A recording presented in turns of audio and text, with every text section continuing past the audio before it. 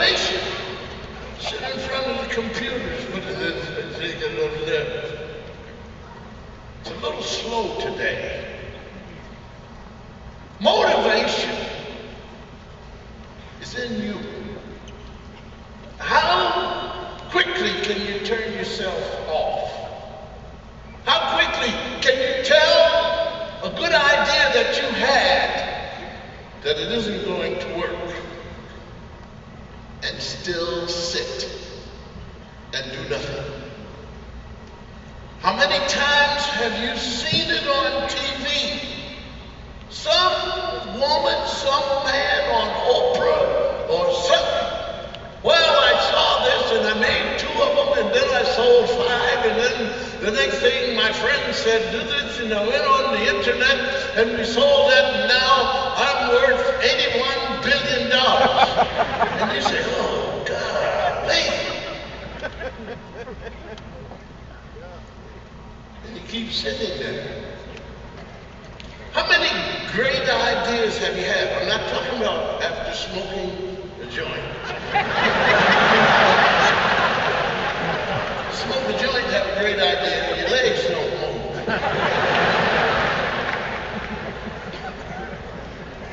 How many great ideas, like Langston Hughes, deferred? Deferred. Because you didn't take it past just a thought. Or that you broke it down to the point where you were broke. How many of you had a great idea and went to some broke friends? The best people to listen to. Yeah, take a great idea to your little broke friend sitting on the linoleum sofa. And start talking about it and they will help you in a second. Forget about that idea. They don't know. So where are these ideas? Where are these thoughts? Where do you let yourself down? Think about if someone did that to you. What would you think of them after you came to them with a great idea and then they began to give you all these negative thoughts about your idea and why it won't work? You wouldn't like that person. I know, I know, I know.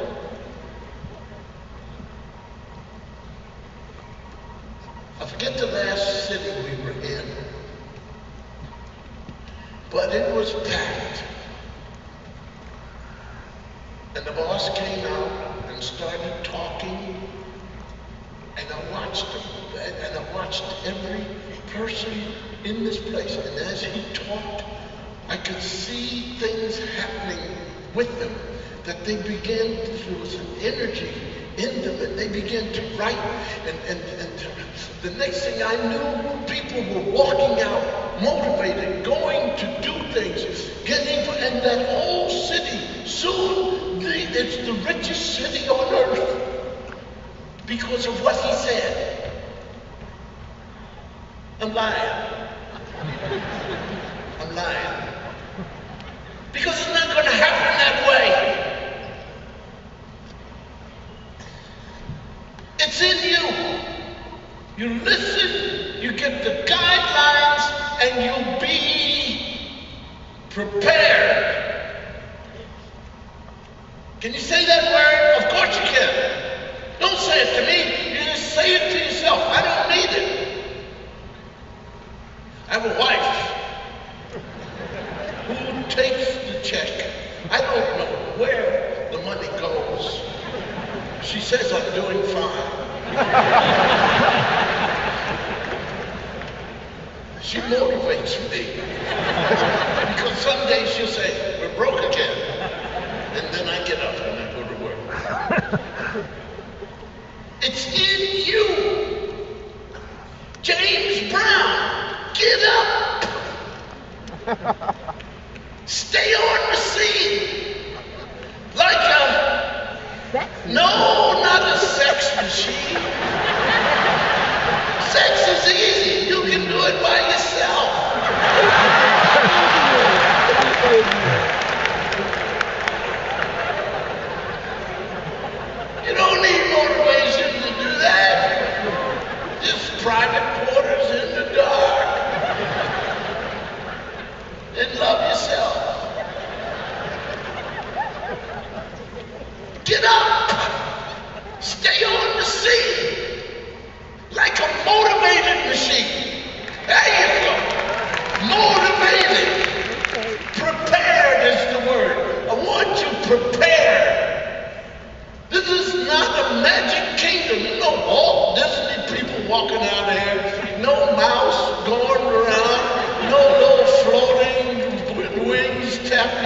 and you're a handsome prince, even if you're a woman.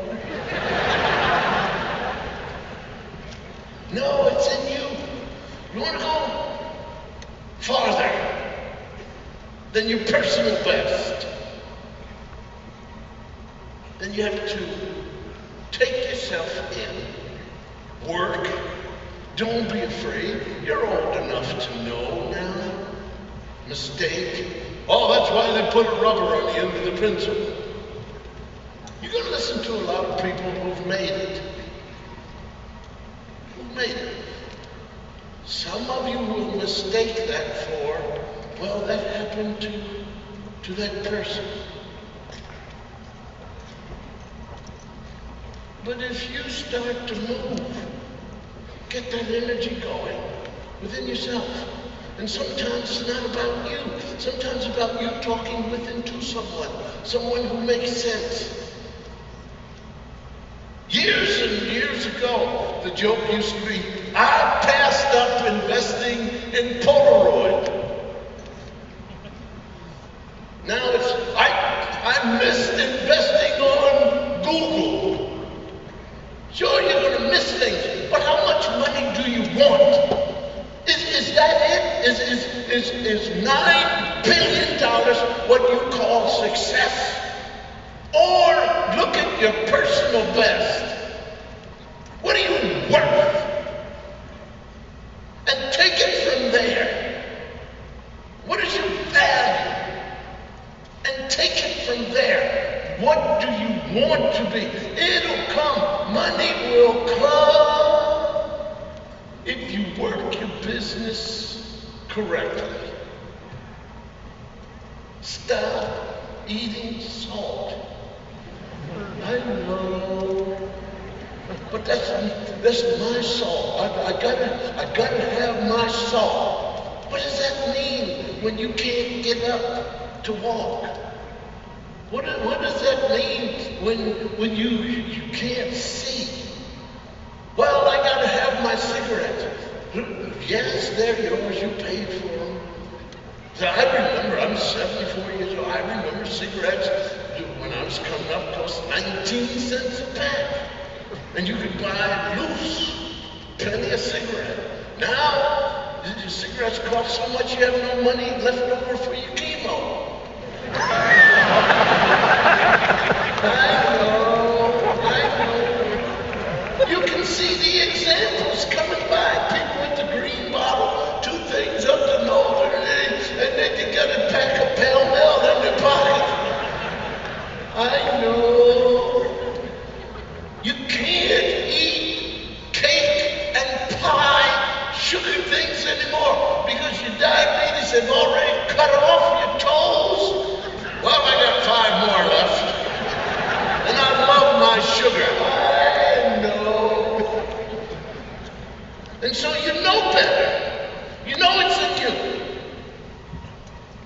It is here in this city that one of the great statements of all times I heard is from a black woman. And we were talking about people doing things and getting up and stop looking at mythical things and blaming them and then just generate that energy and go and do. And she said, Mr. Cosby, I was married or lived with, I don't remember. And that's interesting, isn't it? When people don't get married like they used to. They live together and they have children and they raise a family, but they don't get married. It's interesting. It's also interesting that homosexuals are parading and having all kinds of demonstrations trying to get married. Isn't that interesting? I'm not taking sides, I'm just saying contradictions. Anyway, back to my statement. Thank you. Back to what I heard, and then I'll exit. No, I have to. I said, we were talking about people doing And she said, I'm not a Muslim. I was born and raised Protestant Baptist and always jealous of Catholics because still Catholics have signals.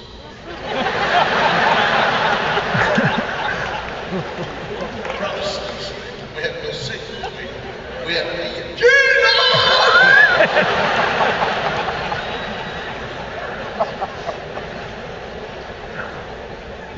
Once again, don't forget the point. We're talking, this lady and I are talking about in Detroit, at the Wayne County Community Council. We were talking. And yeah, now that's another thing people need to know. If you don't have your GED, if you've been laid off or something, and you're in your 50s or whatever, you're looking to get another job, get up. Go on down there. They got something for you. You may find out this time that you can be a medical doctor, sure enough, cut off something if you want to.